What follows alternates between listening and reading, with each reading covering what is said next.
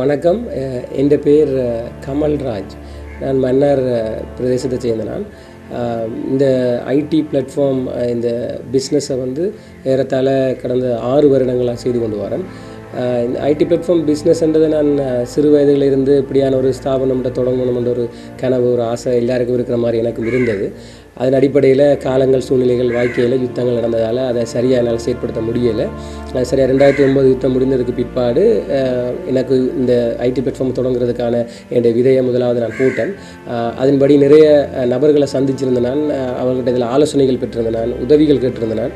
அதன் அடிப்படையில் மிகுந்த கஷ்டத்தின் மத்தியில் இந்த விஷயத்தை நான் 2010 இதுக்கான முதல் முயற்சியாக நான் இந்த USAID நிறுவனம் ஒன்று இடத்துல போயிட்டு இந்த இந்த ஐடி பிளாட்ஃபார்ம் ஒரு பிஸ்னஸை தொடங்குறதுக்கு கொஞ்சம் இளைஞர்கள் தேவை, அவங்களுக்கு வேலைவாய்ப்பு கொடுக்கக்கூடிய மாதிரி இருக்கும். அதுக்கு நீங்கள் உங்களோட நிதி அனுசரணை ஏதாவது தர முடிந்தால் அந்த பயிற்சிகள் அப்படியான வேலைகளுக்கு உதவி செய்தால் நல்ல வந்து கேட்டிருந்தேன். அதுபடி அவங்க எனக்கு நீண்ட கால இடைவெளிகளுக்கு பிறகு அவங்களை எனக்கு பதில் தந்து அதன்படி நான் இந்த செயற்திட்டம் அதை செஞ்சு அதை ஆக்களை உருவாக்கி எடுத்து தான் இந்த பிஸ்னஸ் அதுக்கு பிறகு நான் உருவாக்குறேன். ஏறத்தாழ 12 பேர்களோட இந்த பிஸ்னஸை ஸ்டார்ட் பண்ணேன். 2012 ஆண்டு ஆகஸ்ட் மாதம் 2012 ஆண்டு ஆகஸ்ட் மாதம் ஐடி பிளாட்ஃபார்ம் முதலாக நாங்கள் அங்குரார்ப்பணம் செய்தோம். அதன்படி ஏற்கனவே பெரிதொரு இடத்துல பக்கத்தில் உள்ள இன்னொரு இடத்துல தான் முதலாவது எங்களோட ரெண்ட்டுக்கு ஒரு இடம் ஒன்று எடுத்து நாங்கள் இந்த பிஸ்னஸை ஸ்டார்ட் பண்ணியிருந்தாங்க. இளைஞர் யுவதிகள் இந்த இதில் கூடுதலாக பங்கு பெற்றிருந்தாங்க இந்த வேலைவாய்ப்பில். அதில் ஏறத்தாழ நாங்கள் ஒரு கணனி சம்பந்தமான சகல விதமான உதவிகளையும், அதாவது வணிகங்களையும் செய்யணும் என்ற அடிப்படையில் தான் இந்த நிறுவனத்தை, இந்த வியாபார ஸ்தாபனத்தை தொடங்கினோம். இதான் எங்கள் வியாபார ஸ்தலம். என்னுடைய பிரதான நிலையில் இருக்கிறோம். இப்போ இதில் நாங்கள் கணனி சம்பந்தமான அச்சிடல் வேலைகள் மற்றும் கணனி திருத்துற வேலைகள், அதே நேரத்தில் CCTV கேமரா, இந்த பாதுகாப்புக்காக கொடுக்குற CCTV கேமரா அந்த வேலைகளை நாங்கள் ஃபிக்ஸ் பண்ணி கொடுக்குறாங்க.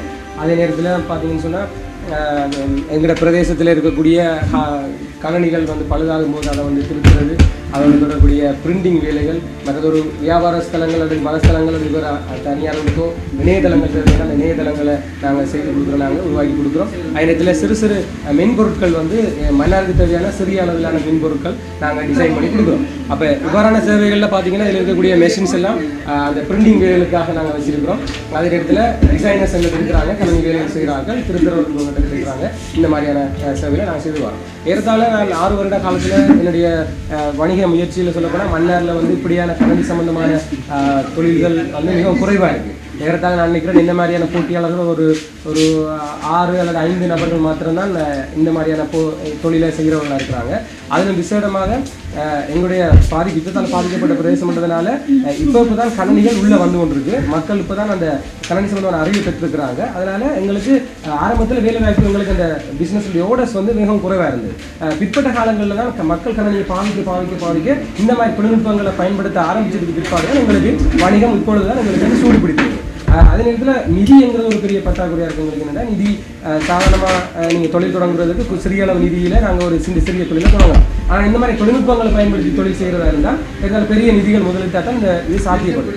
ஆனால் இப்போ வணிகங்களுக்கு நிதி தரத்துக்கு பேங்கோ இல்லாட்டி ஒரு தனியார் நிறுவனங்களும் தயாரில்லை. ஏனென்றால் நாங்கள் யுத்தத்தால் பாதிக்கப்பட்ட பிரதேசம் பண்ணதால் பெரிய அளவுக்கு நிதி முதலீடுகள் செய்கிறதுக்கு யாரும் தயாராக இல்லை. அப்போ அதை ஒருவேளை அரசாங்கம் இதை முன்னெடுத்து இந்த நிதி உதவிகளை இந்த மாதிரி இளைஞர்களுக்கு தொழில் முயற்சியாளர்களுக்கு கொடுப்பாங்களா இருந்துச்சுன்னா இந்த மாதிரியான தொழில்நுட்ப ரீதியில் நாங்கள் தொழில்களை இன்னும் மேம்படுத்தக்கூடிய மாதிரி. உதாரணத்துக்கு எனக்கு ஒரு அந்த அச்சிடல் பெரிய இயந்திரங்கள் வேண்ட வேண்டிய தேவை இருக்குது. ஏன்னா இப்படியான வேலைகளுக்காக கொழும்பு அல்லது யாழ்ப்பாணம் போன்ற இடங்களுக்கு தான் நாங்கள் மக்கள் செல்ல வேண்டியிருக்கிறதுனால அது இங்கேயே இந்த மாதிரி அச்சிடல் வேலைகளை செய்கிறதுக்கும் அல்லது டிஜிட்டல் அச்சிடல் இயந்திரங்களை பற்றி தான் குறிப்பாக நாங்கள் யோசிக்கிறோம். இந்த காலம் டிஜிட்டல் மயமாகிறதுனால அந்த மாதிரியான உபகரணங்கள் வாங்குறதுக்குரிய நிதி முதலீடுகள் எங்களுக்கு கிடைத்தால் மிகவும் உதவியாக இருக்குது. இந்த வேலையாட்கள் ஒரு பெரிய ஒரு சவாலாக இருக்குது. ஏன்னா இங்கே மன்னாரில் பார்த்தீங்கன்னு சொன்னால் இளைஞர் யுவதிகள் சாதாரணமாக O level A level படிச்சுட்டு அந்த லெவலோடைய தான் நிற்கிறவங்க கூடுதலாக இருக்கிறாங்க. தொழிற்கல்வி கற்ற இளைஞர்கள் மன்னாரில் மிகவும் குறைவாக இருக்குது. தொழில்நுட்ப கல்லூரிகளும் இப்போ அண்மையில் தான் தமிழகத்தில் வெற்றிகரமாக இயங்கி கொண்டிருக்கு. இப்போ தான் கொஞ்சம் அதிலையும் இளைஞர்களும் ஆர்வம் காட்டுறாங்க. அதனால் காலப்போக்கில் அந்த தொழில்துறை சம்பந்தமான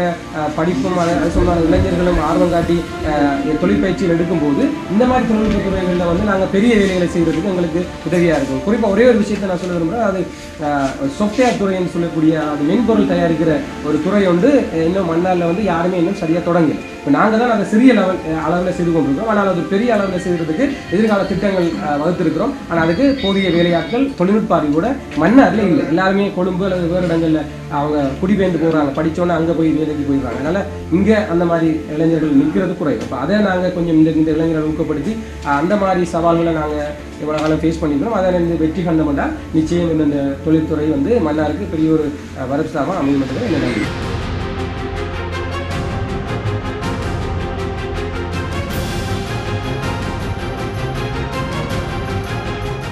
இலங்கையின் பொருளாதாரத்தில் ஒரு முக்கியமான பாய்ச்சல், தொழில் முயற்சியாளர்களை உருவாக்குவதற்கான ஒரு வாய்ப்பு இலங்கை தேச மக்களுக்கு இப்போது கிடைத்திருக்கிறது. இந்த வாய்ப்பின் ஊடாக புதிய தொழில் முயற்சியாளர்கள் பலர் எமது நாட்டில் உருவாகி இருக்கிறார்கள்.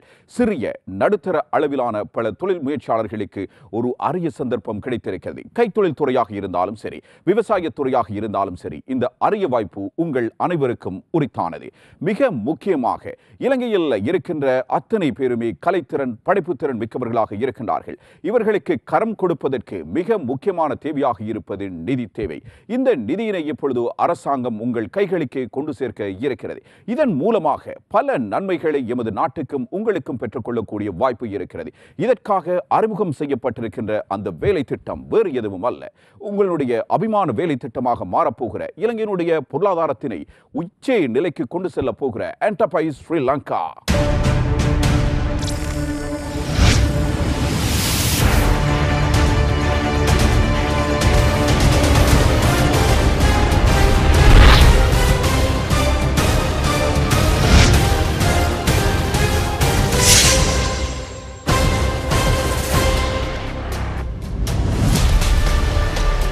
வணக்கம். ஒரு நாட்டினுடைய பொருளாதார வளர்ச்சியில் வர்த்தக சமூகத்துக்கு ஒரு பெரிய பங்கு இருக்கிறது.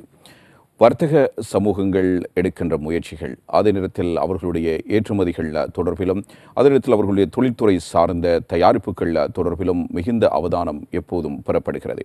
அந்த வகையில் ஒவ்வொரு காலப்பகுதியிலும் ஒவ்வொரு தொழில் முயற்சியாளர்கள் பெரிய வர்த்தகர்களாக மாறியிருக்கிறார்கள். அந்த வகையில் ஒரு தொழில் முயற்சியாளராக இருந்து இன்று உலகம் முழுவதும் அறியப்பட்ட ஒரு மிக பெரும் நிறுவனத்தினுடைய தொழில் அதிபரை தான் நாம் இன்றைய தினம் சந்திக்கப் போகிறோம்.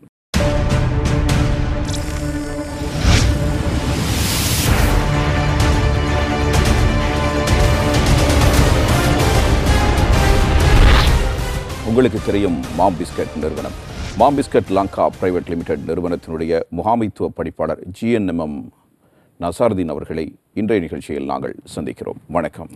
வணக்கம். ஒரு தொழில் முயற்சியாளராக இருந்து ஒரு பெரிய வர்த்தகராக வருவது என்பது சாதாரணமாக வரக்கூடிய ஒரு பயணம் அல்ல. அதற்கு நிறைய கலைத்திறன் படைப்புத்திறன் இருக்க வேண்டும். உங்களிடம் அது நிறையவே இருந்திருக்க வேண்டும். எப்படி உங்களால் ஒரு பிஸ்கட் நிறுவனத்தினை கொண்டு நடத்த வேண்டும் என்ற ஆசை வந்தது? அதே நேரத்தில் உங்களுடைய அந்த ஆரம்ப காலம் எப்படி இருந்தது? நீங்கள் ஒரு வர்த்தகராக வர வேண்டும் என்ற ஒரு ஆசையோடு தான் இந்த தொழில்துறைக்குள் வந்தீர்களா? நன்றி இர்ஃபான். முக்கியமான கேள்வி ஒன்று கேட்டீங்க. இந்த இண்டஸ்ட்ரீஸ் ஃபீல்டு 1973 நானும் எங்களோட பிரதரும் ஜனாப் GNM ஃபலீல் ஹாஜர் அவர் தான் இந்த இண்டஸ்ட்ரீஸை முன்னுக்கு எடுத்து கொள்றதுக்கு ஒரு ஃபவுண்டேஷனராக இருந்தது.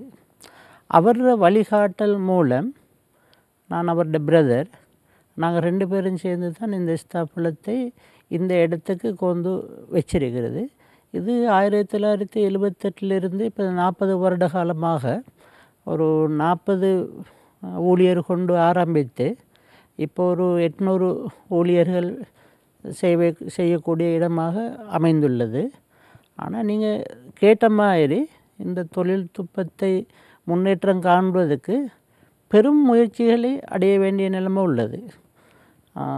நீங்கள் எங்கிருந்து ஆரம்பித்தீர்கள்? நீங்கள் பாடசாலையில் கல்வி கற்ற காலத்தில் உங்களுக்கு இன்னொரு லட்சியம் இருந்திருக்கும். அந்த லட்சிய பாதையை ஒரு வர்த்தகராக வர வேண்டும் என்பதா? அவ்வாறு இருக்கின்ற பொழுது எத்தனையோ கைத்தொழில் துறைகள் இருக்கின்றன. ஏன் நீங்கள் ஒரு பிஸ்கட் கம்பெனி ஆரம்பிக்க வேண்டும் என்று நீங்கள் உங்களுடைய சகோதரரும் நினைக்கிறீர்கள்? ஆரம்பம் நாங்கள் ஆரம்பித்தது டொஃபியில் இருந்து தான். நாங்கள் டொஃபி ஒரு 10 வருடமாக செஞ்சு கொண்டு அதுக்கு பிறகு தான் பிஸ்கட் கம்பெனி ஆரம்பித்தது.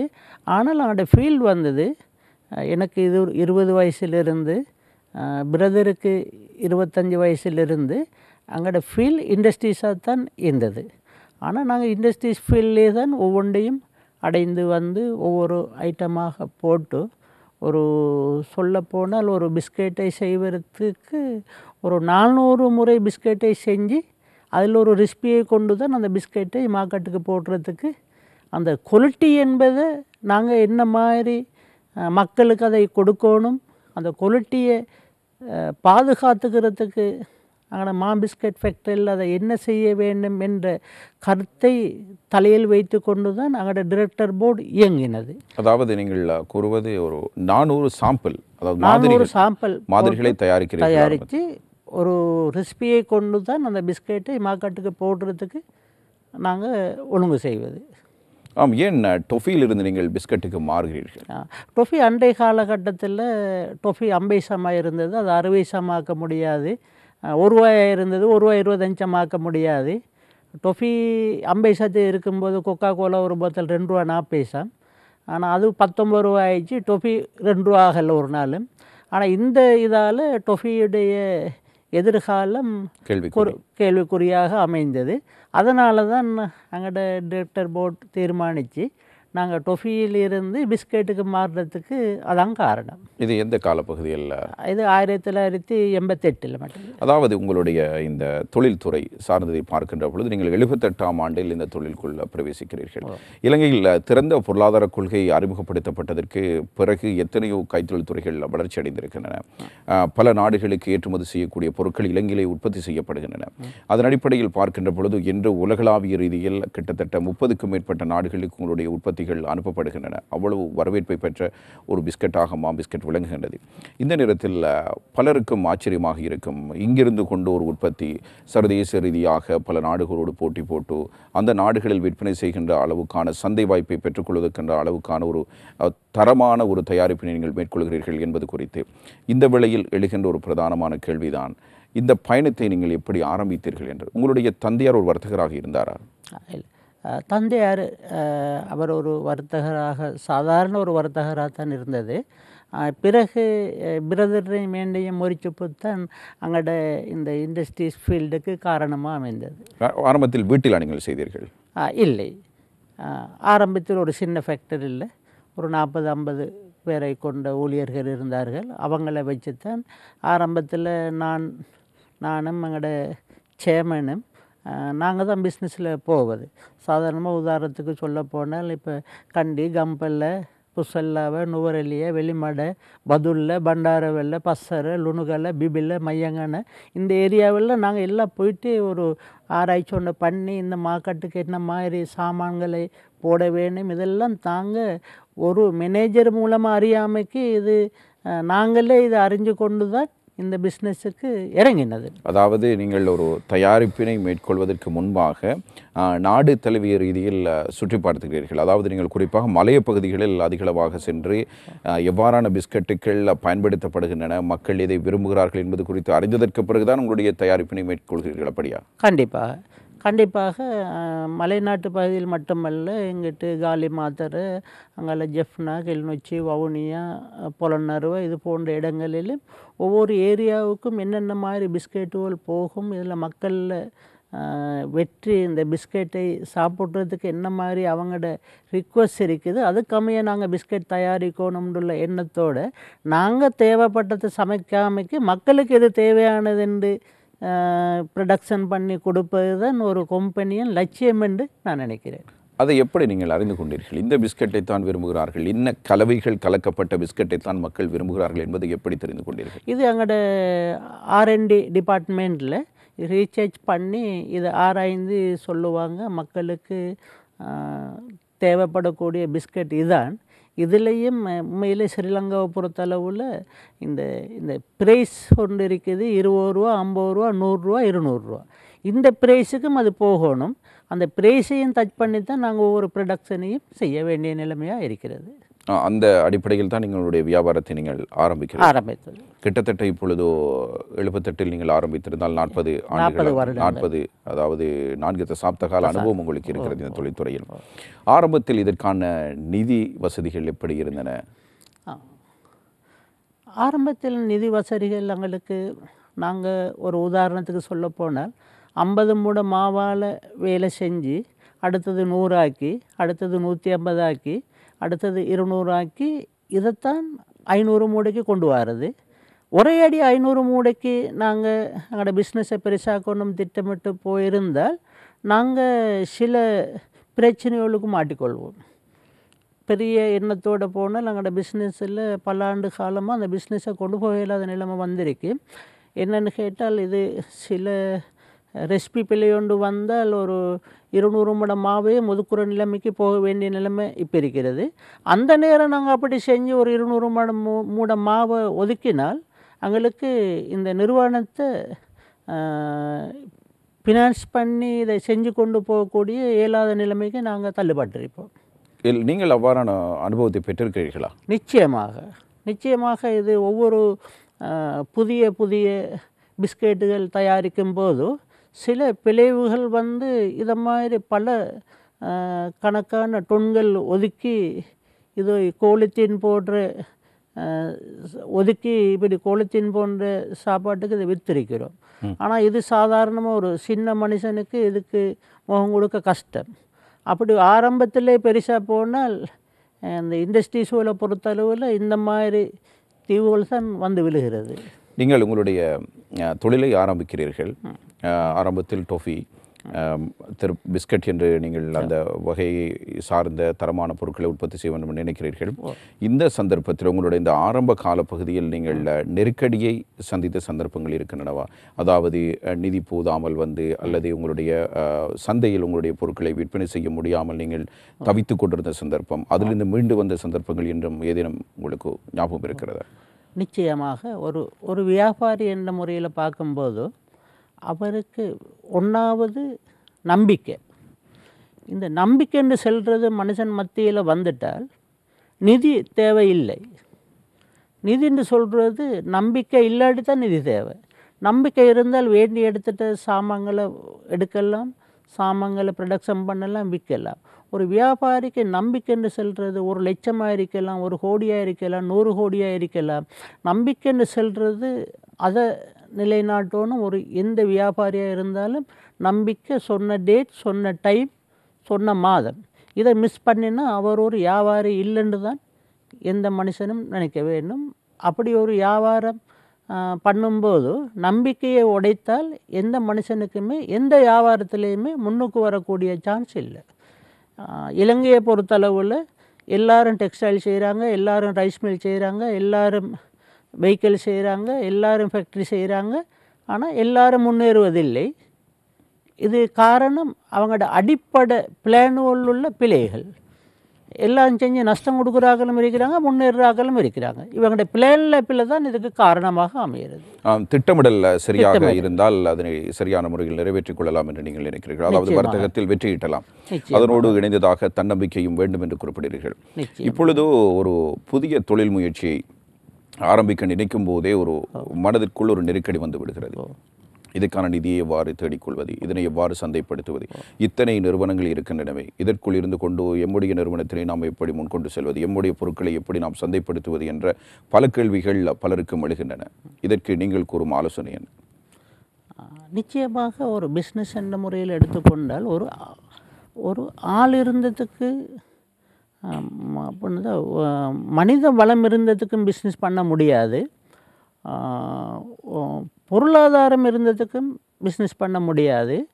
அந்த மேனேஜ்மெண்ட்டில் நல்ல மேனேஜ்மெண்ட் சிஸ்டம் ஒன்று இருக்கணும். அந்த சிஸ்டத்தை கொண்டு தான் இந்த பிஸ்னஸை எடுத்துக்கொண்டு போகலும். ஆரம்பத்தில் எந்த பிஸ்னஸ்லேயும் நாங்கள் அதை ஸ்டடி பண்ணி அந்த பிஸ்னஸ் அந்த ஏரியாவுக்கு உகந்ததான்னு சொல்லிட்டு அறியணும். நான் ஒன்று சொல்கிறேன். இப்போ ஒரு உதாரணத்துக்கு கண்டிக்கு ஒரு நாளைக்கு 25,000 தேங்காய் விற்கிது. ஆனால் ஒரு தேங்காய் 100 ரூபா போட்டு விற்கிறாங்க. ஆனால் கண்டிக்கு 1 லட்சம் தேங்காய் வந்தால் 25,000 தேங்காய் விற்கில் 1 லட்சம் வந்தால் கண்டிக்கு 75,000 தேங்காய் அதிகமாக வந்துட்டுது. அப்போ எல்லோரும் என்ன செய்வாங்க, விலையை குறைச்சி எல்லோரும் நஷ்டப்பட்டு அடுத்த நாளைக்கு தேங்காய் வியாபாரி ஒருத்தரையும் விற்க மாட்டாங்க. இது காரணம் அளவுக்கு அதிகம் தேங்காய் கண்டிக்கு வந்தது தான்.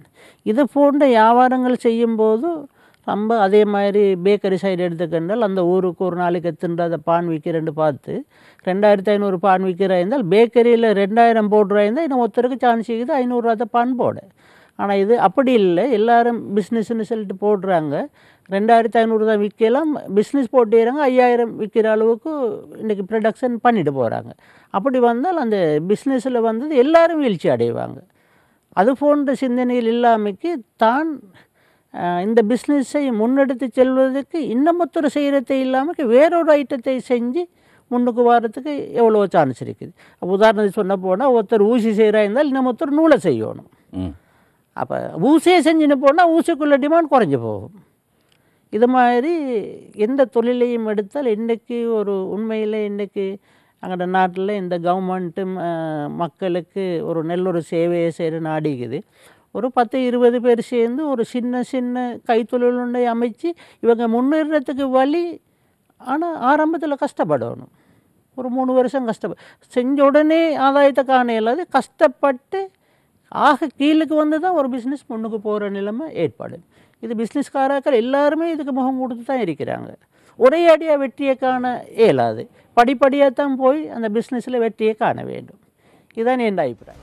ஒரு வியாபாரத்தை தொடங்குவது என்றால் ரூபாயினும் கையில் இருக்கத்தானே வேண்டும். இதற்கான பணம் உங்களிடம் இருந்ததா அல்லது வேறு யாரிடமாவது நீங்கள் அந்த உதவியினை பெற்றுக்கொண்டீர்களா? எவ்வாறு அந்த பயணம் ஆரம்பமானது?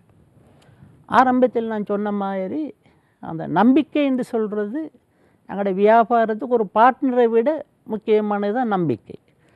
அப்போ அந்த நம்பிக்கை இருந்தால் எங்கேயும் எந்த சாமானும் வாங்கலாம்.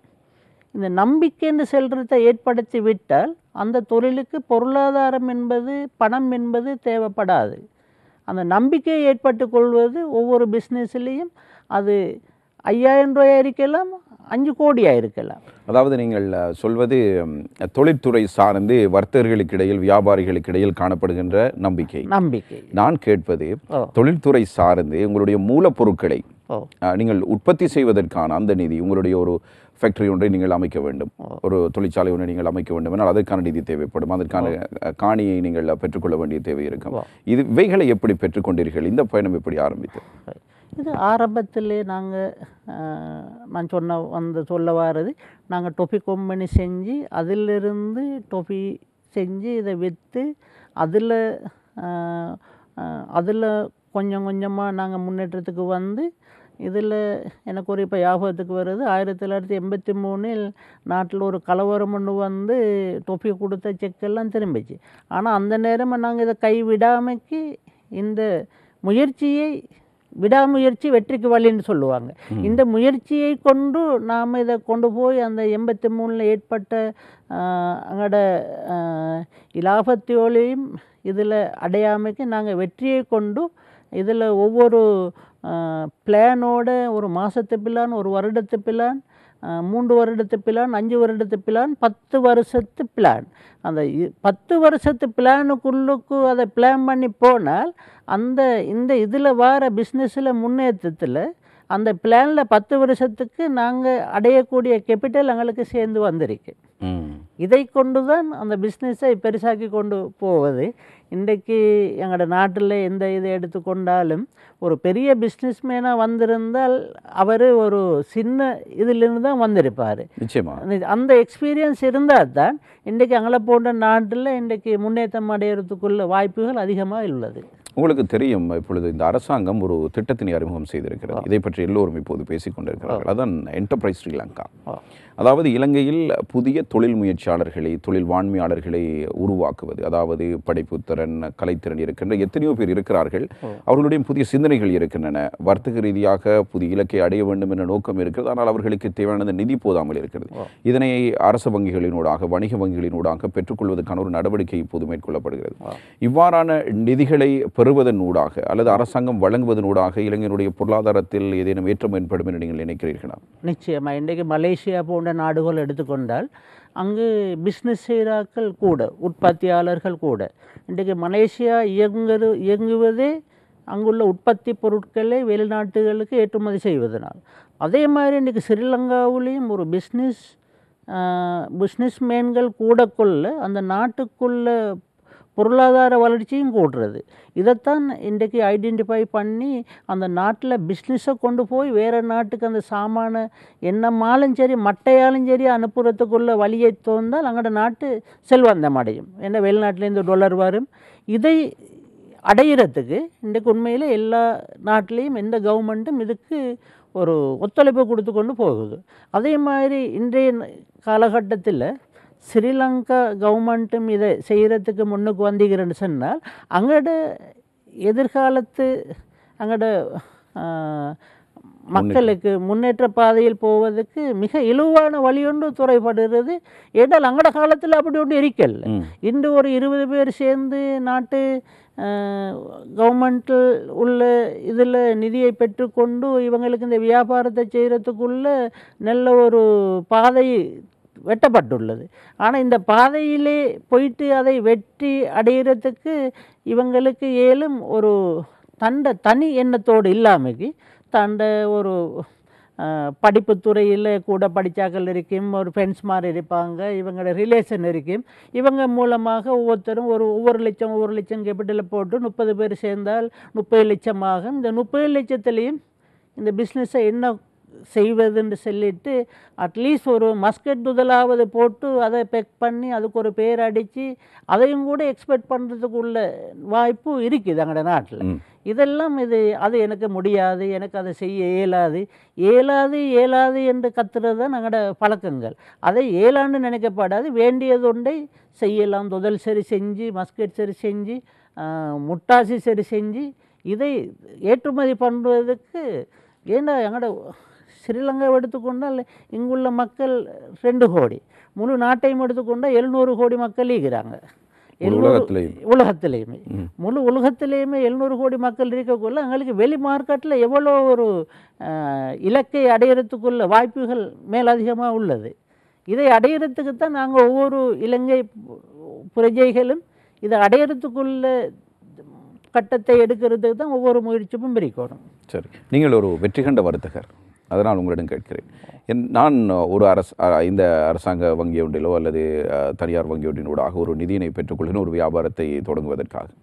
அந்த நிதியினை பெற்றதற்கு பிறகு நான் அதனை எவ்வாறு நிர்வாகம் செய்து கொள்ள வேண்டும், எவ்வாறு முகாமைத்துவம் செய்து கொள்ள வேண்டும், ஒரு தொழில் முயற்சியை ஆரம்பிக்கும் போது நான் கருத்தில் கொள்ள வேண்டிய விடயங்கள் என்ன என்று நீங்கள் நினைக்கிறீர்கள்?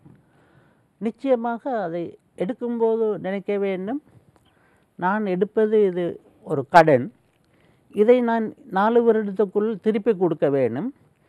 இதை திருப்பி கொடுக்கறதுக்கு என்னோட பிளான் இருக்கணும். எனக்கு இந்த நிதி உதவியை செஞ்சுருக்கிறாங்க என் பிஸ்னஸ்ஸு முன்னுக்கு கொண்டு வரதுக்கு. அப்படின்னால் 1 லட்சம் ரூபாய்க்கு ஒரு பிஸ்னஸுக்கு கேபிட்டல் அந்த நிறுவனத்தால் தந்து அதில் நாங்கள் 1,10,000 ரூபாயை உழைச்சி 1,02,000 ரூபாயை அவனுக்கு கொடுத்து 8,000 ரூபாயை நாங்கள் மிச்சம் பிடிக்கிறதுக்கு அந்த பிளானை நாங்கள் செஞ்சு கொள்ளணும். அந்த பிளான் இல்லாட்டி நாங்கள் வேறு கடனாளியாக போயிட்டு எங்களோட பிஸ்னஸ் வந்தது ஒரு கண்ட்ரோல் இல்லாமக்கு போயிட்டு எடுத்த கடனையும் கட்ட இல்லாமக்கு செஞ்ச பிஸ்னஸும் இல்லாமக்கு அப்படி ஆகிற சான்ஸ்கள் கூடுதலாக இருக்குது. அதனால் அங்கோட பிளானோடு தான் அதை சேர்த்துக்கொண்டு அங்கோட அந்த கோஸ்ட்டுக்கு அந்த இன்வெஸ்ட்மெண்ட்டையும் சேர்த்து கோஸ்ட் அந்த எடுத்த கடனுக்குள்ள கோஸ்ட்டையும் சேர்க்கும்போது 105 இருந்தால் அதை நாங்கள் 115க்கு விற்கணும். அதில் 10 ரூபாய் லாபம் எடுத்து தான் மற்ற மெயின்டெனன்ஸ் செலவெல்லாம் செஞ்சுட்டு போகணும். இப்படி போயிட்டு முன்னேற உற்பத்தி கூடக்குள்ள ஆதாயம் கூடும், விற்பனையும் கூடணும், உற்பத்தியும் கூடணும், கேள்வியும் கூடும். இந்த முறைக்கு ஒரு கேள்வி ஒன்று எடுக்கிறதுக்கு உண்மையிலே ஸ்ரீலங்காவை பொறுத்தளவில் ரொம்ப மார்க்கெட்டில் ஒரு பெரிய ஒரு நிலையை அடையிறதுக்கு ரொம்ப மக்களோட வாயில் இந்த நேரம் வரணும், எனக்கு இதான் வேணும்னு. அதை அடைய காட்டியும் ஒரு ரொம்ப கஷ்டமான ஒரு முறையில் தான் அந்த பிஸ்னஸை எடுத்துக்கொண்டு போக வேண்டி வரும். ஆனால் அதை விடாமுயற்சி செஞ்சு அதை முன்னேற்றத்துக்குள்ள வழியை காண்பது ஒவ்வொரு டிரெக்டர்மாரையும் கடமை, ஒவ்வொரு காசி பங்கு போட்டவரையும் கடமை. இதை எல்லாரும் சேர்ந்து ஒரே முடிவுக்கு வந்து இதை அடையிறதுல எதிர்காலத்து பிஸ்னஸை முன்னேற்றத்துக்கு வழி உண்டு. விடாமுயற்சி வெற்றிக்கு வழி. சரி, அதே நேரத்தில் நீங்கள் உங்களுடைய தொழிலை பிஸ்கட் தயாரிப்பில் நீங்கள் ஈடுபட ஆரம்பித்த காலப்பகுதியில் நிறைய போட்டி இருந்திருக்குமே, அதிலிருந்து எப்படி வெற்றி கண்டீர்கள்? அந்த ஏற்கனவே பயன்படுத்தப்பட்ட பிஸ்கட்டுகள் இருக்கும், மக்கள் விரும்பி வாங்கிய பிஸ்கட்டுகள் இருக்கும், இதற்கு மத்தியில் தான் உங்களுடைய பொருட்களும் இப்பொழுது சந்தைக்கு வரப்போகிறது. இதிலிருந்து நீங்கள் மாற்றாக ஒன்றை வழங்கப் போகிறீர்கள். அப்போது அது மக்களுக்கு பிரயோசனம் உள்ளதாக, மக்கள் சுவைக்கின்ற ஒன்றாக, மக்கள் விரும்புகின்ற ஒன்றாக மாற வேண்டும். இதற்காக நீங்கள் எவ்வாறான உத்திகளை கையாண்டீர்கள்? நல்ல கேள்வி. நாங்கள் அந்த கட்டத்தில் நினைச்சோம், மற்ற கம்பெனியோட இல்லாத பிஸ்கெட்டை நாங்கள் உற்பத்தி செய்வோம்னு. அப்படி செஞ்சு ஒரு உதாரணத்துக்கு பனானா கிரீம், இது மாமால மட்டும்தான் மார்க்கெட்டுக்கு போடப்பட்டது. Banana cream biscuit.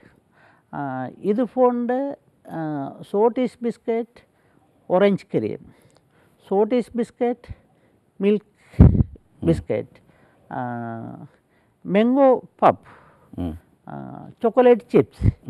இது இலங்கையில் பிஸ்கட் துறையில் உள்ளாக்கள் ஒத்தரட்டையும் இல்லாத பிஸ்கட் உண்டு. அப்போ இதை நாங்கள் ஆரம்பத்தில் கடையோளுக்கு போட்டு அங்கட பிஸ்கெட்டுக்குன்னு ஒரு இடத்தை உருவாக்கிக்கிறதுக்கு முயன்ற போது அதில் நாங்கள் வெற்றி கண்டு அதன் பின்னால் மற்ற நைஸ் பிஸ்கெட், மாரி பிஸ்கெட், லெமன் பப், சாக்லேட் பப் இது போன்ற பிஸ்கெட்டுகளை நாங்கள் படிப்படியாக தயாரித்து கொண்டு வந்து இன்றைக்கு மாம் பிஸ்கெட் இந்த நிலையில் இருக்கிறது. காரணம் இதுதான் பிஸ்னஸின் ரகசியம். ஆரம்பத்தில் நீங்கள் உங்களுடைய பகுதி வரக்காமுறை, உங்களுடைய தொழிற்சாலை அமைந்திருக்கிற பகுதி மாத்தள வரக்காமுறையில் இருக்கிறது. அங்கிருந்து கொண்டு எப்படி நீங்கள் அந்த பகுதியில் இருக்கின்ற கடைகளை நோக்கி நீங்களே லோரிகளில் எடுத்துக்கொண்டு போனீர்களா, இல்லை என்றால் பெரிய வர்த்தக கடைகளை அடையாளம் கண்டு அங்கே சென்று எமது பொருட்களை நாங்கள் விற்பனைக்காக போடுவது என்று முடிவெடுத்து இந்த தொழிலை நீங்கள் செய்தீர்களா? ஆரம்பத்தில் 50 இந்த 10 விற்பனை முகவலர்களை எடுத்து அவங்க மூலியம் டெலிவரி செஞ்சு ஒரு பல ஏரியா 10க்கு அனுப்பி இதில் வெற்றி கண்டு இப்பொழுது பாம் பிஸ்கெட் ஒவ்வொரு ஏரியாவிலையும் 140 ஏஜென்ட்கள் இருக்கிறது. இப்போ ஏஜென்ட் கொடுத்து ஒரு மாவட்டத்துக்கு 140 ஏஜென்ட்டா? இல்லை, முழு இலங்கைக்கு 140 ஏஜென்ட்டுகள் உள்ளது. இவங்க மூலியமாக பிஸ்கெட்டுகளை நாங்கள் விநியோகம் செய்து இது ஒவ்வொரு கடையாக விற்பனை செய்து கொண்டு வருகின்றோம். அடுத்து சூப்பர் மார்க்கெட், காகில்ஸ், ஆர்பிகோ, கீல்ஸ், இந்த சூப்பர் மார்க்கெட்டுகளுக்கு வேறு கீ ஆப்ரேஷன் மேனேஜர் ஒன்று போட்டு சத்தோசை இதுக்கெல்லாம் அங்கட சாமான்களை விநியோகம் செய்து கொண்டு வர்றது. ஆரம்பத்தில் அந்த இடங்களை அடையிறதுக்கு கஷ்டம். இந்த ஆரம்பத்தில் முயற்சியை செஞ்சு அந்த இடத்தை அடையிறதுக்கு முயற்சி பெறுது தான் எதிர்காலத்து பிஸ்னஸ் சங்கதிகளின் நிலைமை உருவாக வேண்டும் என்று எனது நம்பிக்கை. எவ்வளவு காலம் உங்களுக்கு எடுத்தது ஒரு நிலையான ஒரு பொருளாதாரம் அதனிடத்தில் நாங்கள் இலங்கையில் ஒரு முன்னணி நிறுவனமாக வந்துவிட்டோம் என்கிற திருப்தினை அடைய உங்களுக்கு எவ்வளோ காலம் எடுத்தது? நிச்சயமாக அது ஒரு என்றால் ஒரு வியாபாரம் பண்ணக்குள்ள இன்றைக்குள்ள பிரச்சனை இல்லை, நம்ம 3 மாதத்தில் வாரது. அப்போ நாங்கள் எண்ணுகிறோம் இன்னும் 3 மாதத்தில் இப்படி இருக்கேன்ண்டு. ஆனால் இந்த நாட்டை பொறுத்தளவில் அப்படியெல்லாம் எண்ணி பிஸ்னஸ்ஸு ஒரு சுலோப காலத்தில் அந்த பிஸ்னஸை வெற்றி அடையலாம் என்று நினைக்க இயலாது. நீங்கள் கேட்ட கேள்விக்கு நாங்கள் அந்த நிலையை அடையிறதுக்கு ஒரு சுமார் 25 வருடம் போச்சு. 25 வருட உழைப்பு இருக்கிறது. சுலபமாக எதையும் வெற்றி கொள்ள முடியாது. அர்ப்பணிப்பும் கடுமையான உழைப்பும் உங்களுடைய கைத்தொழில்துறை சார்ந்த துறையில் இருந்திருக்கிறது. நீங்கள் அப்படியே உள்நாட்டில் மட்டுமல்ல, மாம் பிஸ்கட் என்றால் இப்போது வெளிநாட்டில் இருக்கின்றவர்களுக்கும் தெரியும், கனடாவில் தெரியும், பிரித்தானியாவில் தெரியும், மாலைத்தீவிலே தெரியும், மலேசியாவிலே தெரியும், துபாயிலே தெரியும் என்று இது பட்டியலை நாங்கள் எண்ணிக்கொண்டே போகலாம். கட்டார், யமன், கானா,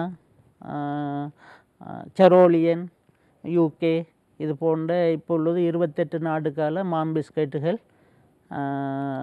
அங்கே விற்பனையாகி கொண்டு வருகிறது. இது எல்லாம் உண்மையில் நாங்கள் இப்போ 40 வருஷம் போயிட்டு 35 வருஷத்துக்கு பிறகு தான் இந்த நாட்டுக்கெல்லாம் பிஸ்கட் போக ஆரம்பிச்சுக்கிறது. இது போன்று சில பிஸ்னஸ்களுக்கு கால எல்லையின் தேவை அதை அடையிறதுக்கு. இந்த சர்வதேச சந்தை எப்படி பிடித்து கொண்டீர்கள்? நிச்சயமாக காரணம் அங்கட குவாலிட்டி, அங்கட திறமை, உற்பத்தி பொருட்களின் திறமை. சாப்பிட்டால் மீண்டும் சாப்பிடணும் என்று தோன்றுதல் அமைய வேண்டும். அந்த குவாலிட்டி இல்லாட்டி உலக சந்தையை அடைகிறது ரொம்ப கஷ்டம். ஏன்றால் இன்றைக்கு வேறு நாடுகளில் ப்ரொடக்ஷன் கோஸ்ட் குறைஞ்சி அந்த கோஸ்ட்டை அடைஞ்சிக்கிறது கஷ்டமாக இருக்குது. அந்த உற்பத்தி பொருளில் டேஸ்ட் வந்துட்டு என்றால் அந்த டேஸ்ட்டை வச்சு சாமானை கொடுத்துக்கலாம்.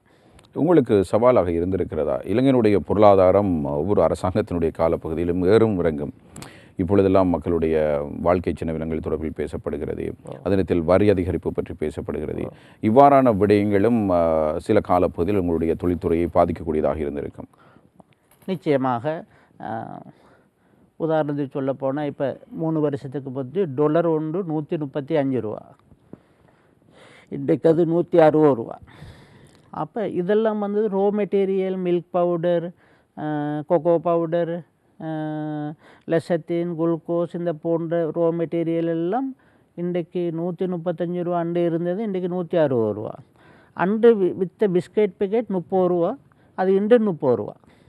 இது மாதிரி இந்த ரோ மெட்டீரியல் விலை வித்தியாசங்கள் வருவதனால் உற்பத்தி பொருட்களை விலை கூட்டிக் கேளாத நிலைமைக்கு இருக்கிறது. நீங்கள் கேட்ட இந்த கவர்மெண்ட்டோலால் வந்த சிக்கல்கள், இந்த டொலர் மார்க்கெட் கூட குறைய வரக்குள்ள ஒவ்வொரு இண்டஸ்ட்ரீஸுகளுக்கும் இந்த பிரச்சனைகள், ரூபாயினுடைய வீழ்ச்சி பெரிய தாக்கத்தை ஏற்படக்கூடிய நிலைமையாக உள்ளது இலங்கையை பொறுத்தளவில். அதிலிருந்து மீள்வதற்கு இந்த டொலருடைய பாதிப்பு, ரூபாய் வீழ்ச்சியிலிருந்து ஒரு நாடு பொருளாதார ரீதியாக ஒரு சரியான ஒரு முன்னேற்ற பாதைக்கு செல்ல வேண்டுமாக இருந்தால் என்ன செய்ய வேண்டும்? நிச்சயமாக இப்போ அங்கே போன்ற கம்பெனிகள் எக்ஸ்போர்ட்டை கூடுதலாக செஞ்சு இலங்கைக்கு வரக்கூடிய டொலரை கூடுதலாகிக்கிறது ஒரு முயற்சியில் அதில் வெற்றி பெறலாம். ஆம், அப்போது நீங்கள் கூறுவதை பார்த்தால் உங்களை போன்ற வணிகர்கள், பெருவர்த்தகர்களை போன்று ஆரம்பத்தில் தொழில் முயற்சியாளராக இருந்து நீங்கள் வந்திருக்கிறீர்கள். புதிய தொழில் முயற்சியாளர்கள் உருவாகின்ற பொழுது இதற்கான வாய்ப்பு நிறையவே இருக்கிறது என்கிறீர்கள். நிச்சயமாக தொழில்துறையில், சந்தையில் அதிகளவான பொருட்கள், அதே நேரத்தில் ஏற்றுமதி பொருட்கள் அதிகரிக்கின்ற பொழுது, உற்பத்தி அதிகரிக்கின்ற பொழுது இதற்கான வாய்ப்புகள் இருக்கின்றனவல்லவா? கட்டாயம். நிச்சயமாக. என்ன நான் சொன்ன காரணம் வந்தது, முந்தி $100 வந்தால் எங்களுக்கு ஒரு 135 ரூபா கிடைக்கும். $1 வந்தால் இப்போ 160 ரூபா கிடைக்கும். அப்போ அங்கே 25 ரூபா எங்களுக்கு கூடுதலாக வருகிறது. அப்போ நாங்கள் வெளிநாட்டுக்கு பிஸ்கெட்டை அனுப்பி டொலரை பெற்றுக்கொள்வதாக இருந்தால் அது எங்களுக்கு நல்லது. அப்போ இது போன்ற சில டொலர் கூடுறதால எங்களோட நாட்டுக்கு ஒரு டொலர் வரக்கூடிய நாடுகளால் எங்களுக்கு நாட்டுக்கு டொலர் வந்தால் இது இலங்கைக்கு நல்லது. அதே நேரத்தில் நீங்கள் சர்வதேச ரீதியாக உங்களுடைய வியாபாரத்தை கொண்டு செல்ல வேண்டுமாக இருந்தால் மிக அதிகளவான நெருக்கடிகளை சந்தித்திருக்க வேண்டும். உங்களுக்கு நிறைய சவால்கள் வந்திருக்குமே, இதிலிருந்து எப்படி மீண்டு வெளியே வந்தீர்கள்? நிச்சயமாக. சாதாரணமாக இர்ஃபான் கேட்ட கேள்விக்கு நான் அதில் ஷார்ட் அண்ட் ஸ்வீட்டாக பதிலளிக்கிறா இருந்தால், ஒவ்வொரு நாட்டுக்கும் பிஸ்கெட் கொள்முதல் பண்ணும்போது அங்குள்ள சில சட்டத்திட்டங்கள் இருக்குது. அங்குள்ள பேக்கெட்டில் அடிக்கக்கூடிய சட்டத்திட்டங்கள் இருக்குது. அது என்ன மாதிரி பேக்கெட்டாக இருக்கணும், அங்கே ஹெல்த் டிபார்ட்மெண்ட்லேயும் அதை செக் பண்ணி பார்த்து அதை ஓகே பண்ணி அதுக்கு லாங்குவேஜ் எத்தனை லாங்குவேஜ் போடணும், அது உள்ள இன்க்ரீடியன்ட்டுக்கு எத்தனை லாங்குவேஜ் போடணும், மற்றது இந்த பிஸ்கெட்டில் மக்கள் சாப்பிட்டால் பாதிப்பு அடையக்கூடிய இன்க்ரீடியன்ட் ஏதாலும் இல்லைன்னு சொல்கிறத அவங்களும் அதை செக் பண்ணி அவங்களோட லெப்பில் செக் பண்ணி அதை அறிந்து கொண்டதுக்கு பிறகு தான் எங்களுக்கு பிஸ்கட் ஆர்டர் கிடைக்கிறதுக்குள்ள சான்ஸ் இருக்கிறது. அதே கட்டத்தில் பிஸ்கெட்டை பொறுத்தளவில் எந்த சின்ன பிள்ளைக்குமே அந்த பிஸ்கெட்டை எந்த நாட்டிலையும் எந்த சின்ன பிள்ளைகளுக்கும் அதை சாப்பிடலும் என்ற 100% கேரண்டி எங்களுக்கு இருக்கிறது. அதுக்கு எந்த கெமிக்கலும் இல்லாமக்கு தான் அந்த பிஸ்கெட்டை நாங்கள் தயாரிக்கிறது. அந்த நம்பிக்கை எங்களோட ஹெல்த் பக்கத்தாலேயும் அதை கொடுக்கலும் அது போன்ற குவாலிட்டியை நாங்கள் பாதுகாத்து வந்திருக்கிறோம். அது உண்மையிலே அல்லாஹ் எங்களுக்கு தந்த பெரிய கிஃப்ட். ஆம், நீங்கள் ஒரு தனித்துவமான ஒரு வியாபாரம் என்று நாங்கள் அதனை பார்க்கலாம். அதாவது ஒரு வியாபாரம் பொதுவானதாக இருந்தாலும் அதில் தனித்துவமான பொருட்களை நீங்கள் உற்பத்தி செய்கிறீர்கள். அதாவது மக்களுக்கு ஏற்ற வகையிலான அந்த நேரத்தில் வெளிநாடுகளுக்கு ஏற்றுமதி செய்யக்கூடியதான பொருட்களை நீங்கள் உற்பத்தி செய்திருக்கிறீர்கள், இன்று விற்பனை செய்து பெருவெற்றியினை கண்டிருக்கிறீர்கள். உங்களுடைய இந்த வளர்ச்சி எங்களுடைய மனமார்ந்த பாராட்டுக்கள். டொஃபியில் ஆரம்பித்தீர்கள், பிஸ்கட்டில் வந்து நிற்கிறீர்கள். இதனை தாண்டி வேறு ஏதேனும் செய்வதற்கு யோசனைகள் இருக்கிறதா? இன்று இலங்கையில் ஃபுட் ஐட்டம் எடுத்துக்கொண்டால் ஒவ்வொரு ஃபுட் கம்பெனியும் இதை மேலதிக பரிசோதனைகள் செஞ்சுன்னு போயிட்டு இதில் வேறு என்ன ஸ்ரீலங்காவுக்கு ஒத்து வரும்னு பார்க்கும்போது இதை ஒவ்வொரு கம்பெனியும் ஐடென்டிஃபை பண்ணி இப்போ அங்கட உண்மையிலே அங்கட பிஸ்கட் கம்பெனி எடுத்துக்கொண்டால் நாங்கள் ஆரம்பத்தில் போட்டது பிஸ்கட், இப்போ கிரீன் கக்கர் போடுறோம், குக்கி ஐட்டம் போடுறோம், வேப்பர்ஸ் போடுறோம். அப்போ பிஸ்கெட்டில் அங்கே சம்பூரணம் அங்கட ஃபேக்ட்ரி ஆகியாச்சு. அப்போ இதை சரியாக நாங்கள் இன்னும் ஒரு 10 வருஷத்துக்கு இதை கொண்டு போயிட்டு தான் இன்னும் ஒன்றுக்கு இதில் எதுக்கு போகலாம்ன்றதை நாங்கள் முடிவு செய்ய வேணும். இதில் குறைபாடு இல்லாமல் போயிட்டு நீங்கள் சொன்ன வேறு என்னமாலும் ஒரு உற்பத்திக்கு போவதாக இருந்தால் இதில் குறை வச்சுன்னு போவது இதுக்கும் சேர்ந்து அது பாதிப்பாக அமையும், இதுக்கும் குறைவாக கட்டாயம். சரி, நன்றி. நீங்கள் நிகழ்ச்சியில் இணைந்து கொண்டமைக்கு மிக நீண்ட நேரமாக உங்களுடைய வியாபாரம் சார்ந்து, உங்களுடைய வர்த்தகம் சார்ந்து பல விடயங்களை எங்களுக்கு நீங்கள் தெளிவுபடுத்தினீர்கள். இலங்கையில் புதிய தொழில் முயற்சியாளர்கள் உருவாகின்ற பொழுது தற்போதைய காலப்பகுதியில் அவர்கள் எவ்வாறான சவால்களை எதிர்நோக்குவார்கள் என நீங்கள் நினைக்கிறீர்கள்?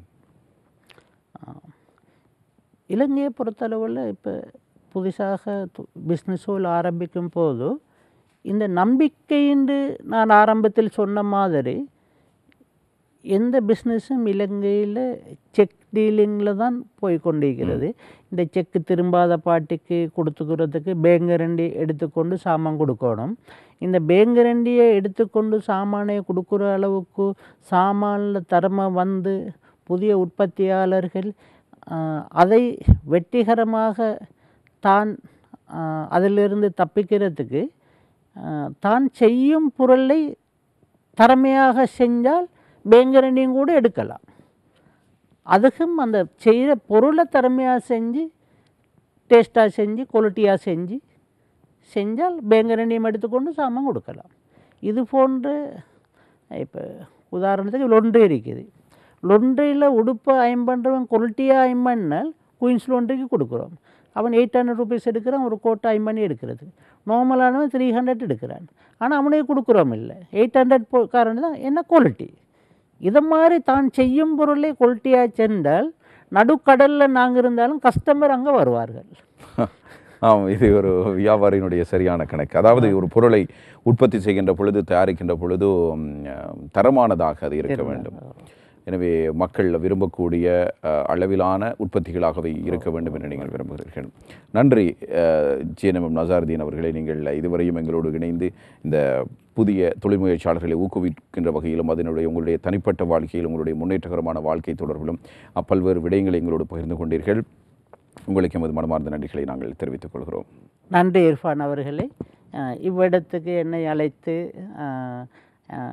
இந்த எதிர்காலத்து வியாபாரிகளை முன்னேற்ற பாதையில் கொண்டு போகிறதுக்கு உங்களோட முயற்சி தந்து எங்களுக்கு ஒத்துழைச்சதுக்கு எங்களோட வசந்தன் டிவி நன்றி சொல்லி விடைபெறுகின்றேன். அஸ்ஸலாமு அலைக்கும். இந்த நிகழ்ச்சியில் இன்றைய தினம் நாங்கள் சந்தித்தது மாம் பிஸ்கட் லங்கா பிரைவேட் லிமிடெட் நிறுவனத்தினுடைய முகாமைத்துவ பணிப்பாளர் ஜிஎன்எம் நசாருதீன் அவர்கள். அவர் தன்னுடைய தொழில்துறை சார்ந்து அவர் அடைந்த வளர்ச்சி, அதே நேரத்தில் சர்வதேச சந்தையை பிடித்துக் கொண்டு இளைஞனுடைய முன்னணி வர்த்தகர்களாக அல்லது முன்னணி நிறுவனமாக எவ்வாறு மாம் பிஸ்கட் நிறுவனத்தை அவர்கள் முன்னெடுத்து செல்கின்றார்கள் என்பது குறித்தும் அதனோடு இணைந்ததாக இன்னும் பல்வேறு வாழ்க்கை அனுபவங்களையும் எங்களோடு அவர் பகிர்ந்து கொண்டார். அவருக்கு எமது நன்றிகளை தெரிவித்துக் கொண்டு நாங்கள் மீண்டும் அடுத்தடுத்த நிகழ்வுகள் தொடர்பில் அவதானத்தினை செலுத்தலாம்.